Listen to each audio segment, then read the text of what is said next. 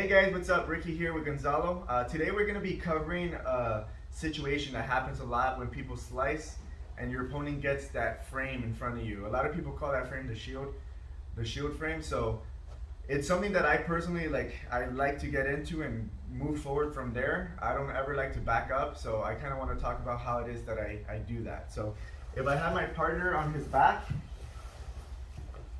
just kind of like how I briefly mentioned, if I'm getting closer to my opponent, the idea is that I don't get any further away. Of course, sometimes he doesn't make that possible, so that's the whole point of jiu-jitsu. So from here, if I'm stepping in, like we taught in the other slicing video, if I go ahead and I find a way to step over, having one leg inside and one leg outside is a cue for me that I can slice. Now we can slice either way. We can slice on the same side or we can slice across. And when we slice across, a lot of times we have this shield in the way, and a lot of times people they get here and they just kind of give up on it and they go backward.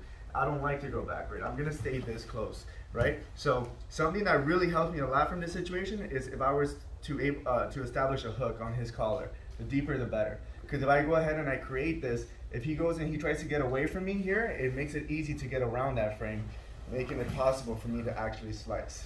So again, I create my situation where I can slice across. I try to reach for the lapel, but this time he's just not gonna let me get through it, right? He's not gonna let me grab the lapel and establish my hook.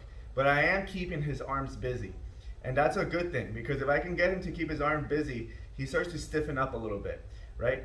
And that's important to mention, because if I try to do this technique without that detail, when I go ahead and I try to center him, sometimes the legs feel kind of like spaghetti-like, and they kind of feel heavy.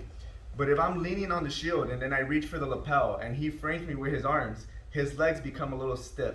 So I go ahead and I stand up just a little bit, kind of like a tripod motion, just so I can have some dexterity with my feet. So I stand up and then I use my leg to kind of center him here. And all I'm doing really is creating space to put my elbow inside. So if you notice over here when he has his shield, my elbow's outside. When I could get him to center, it makes it easy for me to put my elbow inside and to go back into the slice. And once that happens, now I can start to drop my elbow on the floor, and I can start looking to get my knee out the way so that my hip fits into side control. Always trying to connect my knee to his shoulder there, and definitely never pushing on the frames. Super important not to push on frames. If I push on frames, he's always recovering the guard, and passing seems like difficult. So,